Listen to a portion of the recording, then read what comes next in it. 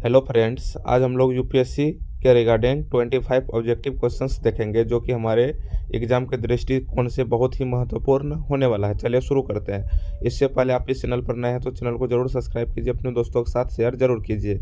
चलिए शुरू करते हैं और आप अपना स्कोर नीचे कमेंट में जरूर बता सकते हैं। चलिए शुरू करते हैं। क्वेश्चन नंबर 1 है हमारा, कह रहा है भारतीय संविधान में समवर्ती सूची की अवधारणा किस देश से ली गई है। कह रहा है भारतीय संविधान में समवर्ती सूची की अवधारणा किस देश से ली गई है। ए है अमेरिका, बी है कनाडा, सी है ऑस्ट्रेलिया, डी है आयरलैंड।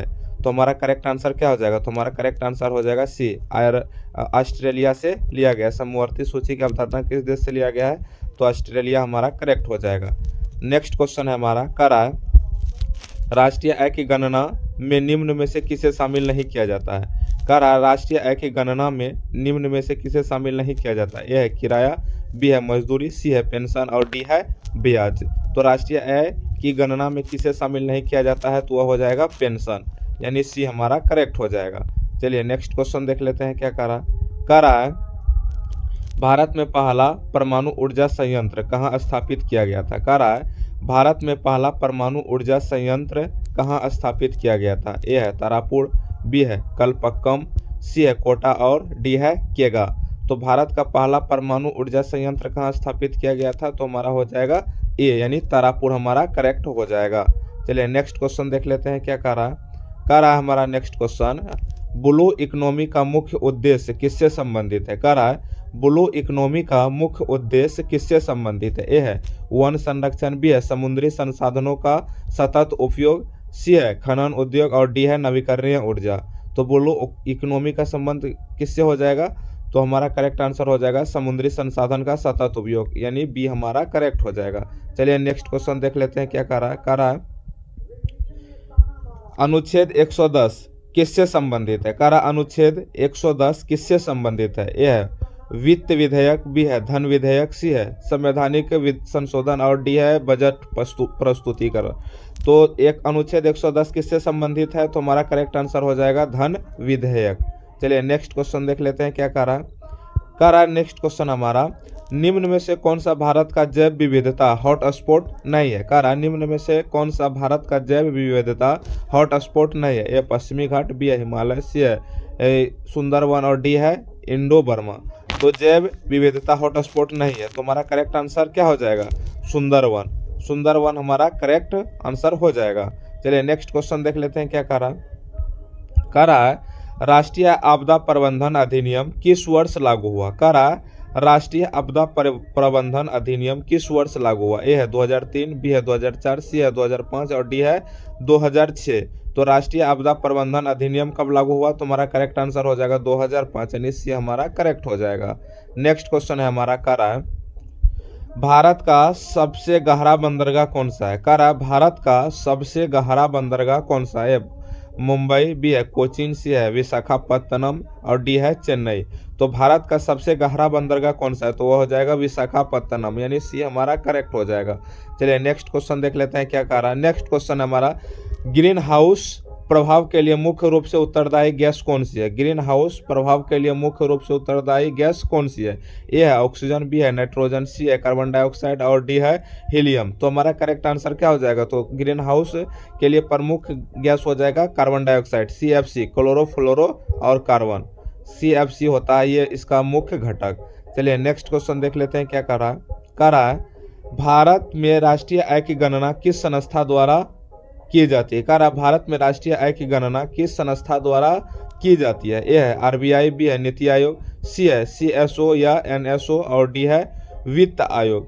तो हमारा करेक्ट आंसर क्या हो जाएगा? तो भारत में राष्ट्रीय आय की गणना किस संस्था द्वारा किया जाता है? तो CSO द्वारा या NSO द्वारा किया जाता है। चलिए नेक्स्ट क्वेश्चन देख लेते हैं क्या है। कह रहा है अंतर्राष्ट्रीय सौर संगठन का मुख्यालय कहाँ है। कह रहा है अंतर्राष्ट्रीय सौर संगठन का मुख्यालय कहाँ स्थित है। अंतर्राष्ट्रीय सौर संगठन का मुख्यालय कहाँ स्थित है। ए है नई दिल्ली, बी है गुरुग्राम, सी है नोएडा और डी है जयपुर।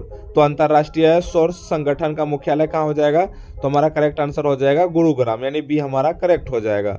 नेक्स्ट क्वेश्चन देख लेते हैं क्या कह रहा है निम्न में से कौन सा मौलिक कर्तव्य नहीं है? कह रहा निम्न में से कौन मौलिक कर्तव्य नहीं है? ए है पर्यावरण संरक्षण, बी है वैज्ञानिक दृष्टिकोण, सी है मतदान का अधिकार और डी है राष्ट्रीय ध्वज का सम्मान करना।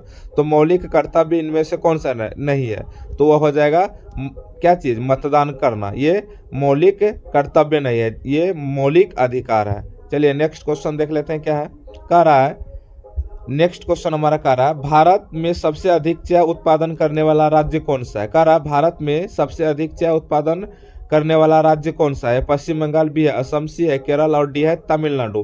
तो भारत में सबसे अधिक चाय का उत्पादन करने वाला राज्य कौन सा हो जाएगा? तो हमारा करेक्ट आंसर हो जाएगा असम। असम हमारा करेक्ट हो जाएगा। नेक्स्ट क्वेश्चन है हमारा, कह रहा है हॉर्नबिल उत्सव किस राज्य से संबंधित? कह रहा हॉर्नबिल उत्सव किस राज्य से संबंधित है? ए मणिपुर, बी है मिजोरम, सी है नागालैंड और डी है मेघालय। तो हमारा करेक्ट आंसर क्या हो जाएगा? तो नागालैंड हमारा करेक्ट आंसर हो जाएगा। हॉर्नबिल उत्सव किस राज्य से संबंधित है? तो वह नागालैंड हमारा करेक्ट हो जाएगा। नेक्स्ट क्वेश्चन है हमारा, कह रहा है अंतर्राष्ट्रीय हरित अधिकरण की स्थापना कब हुई? कह रहा है राष्ट्रीय हरित अधिकरण की स्थापना कब हुई? ए है 2008, बी है 2009, सी है 2010 और डी है 2011। राष्ट्रीय हरित अधिकरण की स्थापना कब हुई? तो हमारा करेक्ट आंसर हो जाएगा 2010। तो हमारा करेक्ट आंसर क्या हो जाएगा? 2010 हमारा करेक्ट आंसर हो जाएगा। नेक्स्ट क्वेश्चन है हमारा, कह रहा है भारत में पहला जैव ईंधन विमान किसने उड़ाया? कह रहा है भारत में पहला जैव ईंधन विमान किसने उड़ाया? ए है DRDO, बी है इसरो, सी है इंडियन ऑयल और डी है एयर इंडिया। तो हमारा करेक्ट आंसर क्या हो जाएगा? तो हमारा करेक्ट आंसर हो जाएगा एयर इंडिया। भारत का पहला जैव ईंधन विमान किसने उड़ाया? तो एयर इंडिया ने उड़ाया। चलिए नेक्स्ट क्वेश्चन देख लेते हैं क्या कह रहा है। कह रहा है हमारा नेक्स्ट क्वेश्चन, लोकसभा अध्यक्ष का चुनाव कौन करता है? कह रहा लोकसभा अध्यक्ष का चुनाव कौन करता है? राष्ट्रपति, बी है प्रधानमंत्री, सी है लोकसभा का सदस्य और डी है राज्यसभा। तो लोकसभा अध्यक्ष का चुनाव कौन करता है? तो लोकसभा अध्यक्ष का सदस्य करता है। चलिए नेक्स्ट क्वेश्चन देख लेते हैं क्या करा। निम्न में से कौन सा भारतीय उपग्रह नेविगेशन प्रणाली है? कह रहा निम्न में से कौन भारतीय उपग्रह नेविगेशन प्रणाली है? ए GPS, बी है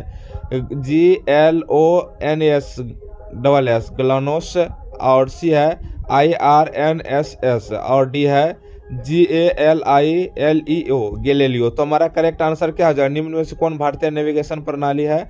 IRNSS यानी सी हमारा करेक्ट हो जाएगा। चलिए नेक्स्ट क्वेश्चन देख लेते हैं क्या कह रहा है। कह रहा है भारत में सबसे अधिक ज्वालामुखी गतिविधि किस द्वीप पर पाई जाती है? कह रहा भारत में सबसे अधिक ज्वालामुखी गतिविधि किस द्वीप पे पाई जाती है? ए लक्षद्वीप, बी है अंडमान निकोबार, सी है मालदीव और डी है पंबन।